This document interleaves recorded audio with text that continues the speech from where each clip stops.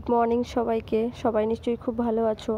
আমরা আজকে খুব সকাল সকাল উঠে পড়েছি, আর সাজিকেও খুব সকাল সকাল তুলে দিয়ে ব্রাশ করিয়ে চটপট খেতে বসিয়ে দিয়েছি, কারণ ওর আজকে স্কুলের প্রথম দিন, ফার্স্ট আজকে স্কুলে যাবে ও। ওরই প্রিপারেশান চলছে। ওর বাবা ওখানে বইগুলো গুছিয়ে দিচ্ছে, আর এই ছোট্ট একটা বক্সে টিফিন দিয়েছি, কারণ আজকে ওর 1 ঘন্টারই ক্লাস। প্রথম দিন তো বাচ্চারা কোথায় কান্নাকাটি করে, ওই জন্য 1 ঘন্টাই ক্লাস নেবে বলেছে।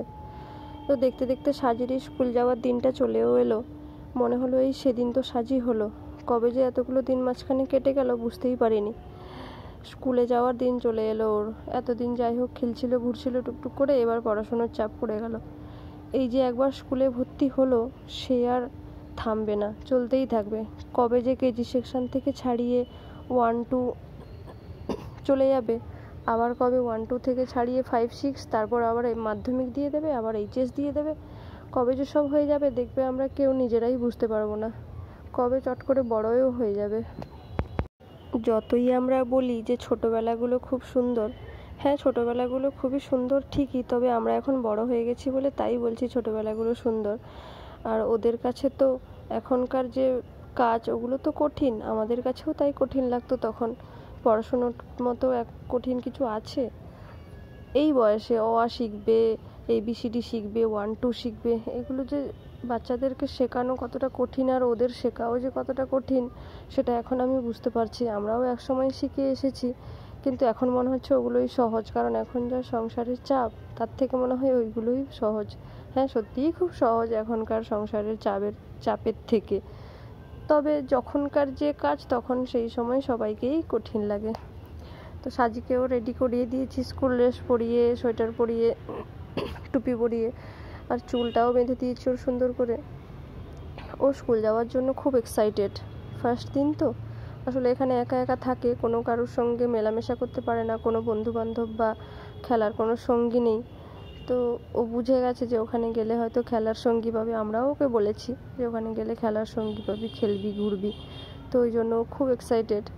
খালি সোয়েটার পরে, ড্রেস পরে, জুতো পরে খালি পোজ দিতে শুরু করেছে বাবাইকে দেখে, আর বাবাইকে ডেকে ডেকে বলছে, বাবাই আমার ছবি তুলে দাও, ছবি তুলে দাও। এইটুকু মেয়ে কি পাকা হয়ে গেছে একেবারে, ছবি তোলার এক্সপার্ট, আর এত পোজ দিতে পারে। আর আমাকে আবার জুতো পরাতে পরাতে বলে দিচ্ছে এটা ওই পায়ে, ওটা ওই পায়ে। দেখে আই তো, জুতোটা পরিয়ে দিয়েছি, সঙ্গে সঙ্গে ছুটতে চলে গেছে। কেমন লাগছে দেখি সাজিকে? আয়নায় দেখি সাজিকে, সাজি আয়নায় দেখো তুমি।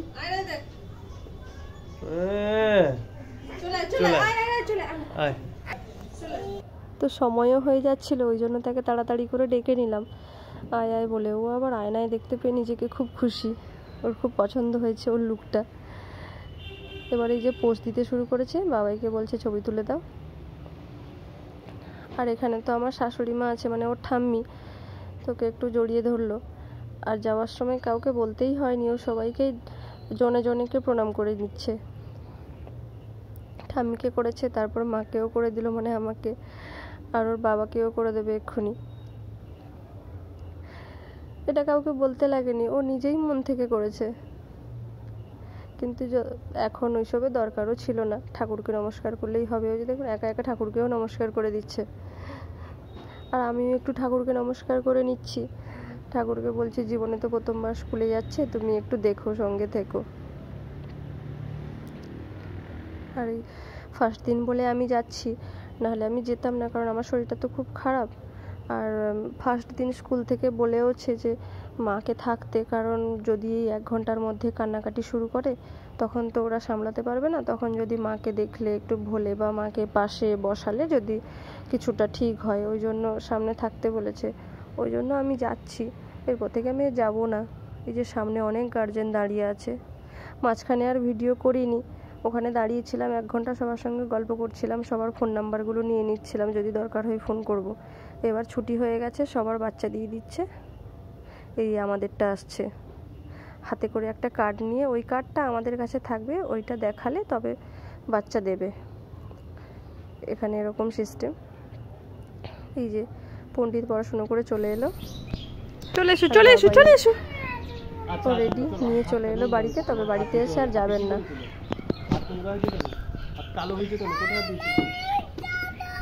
আচ্ছা ঠিক আছে, যাবো না, চলো আমরা ড্রেস। ঠাম্মি যে বাড়িতে আছে না, শোন এদিকে তাকা, তাকা একবার তাকা।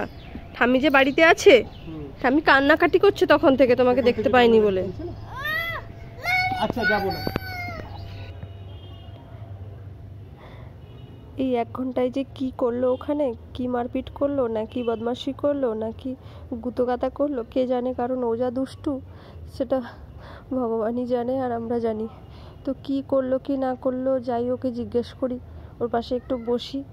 তো আজকের মতন ভিডিওটা এখানেই শেষ করছি, পরে কোনো একটা ব্লগে আবার দেখা হবে।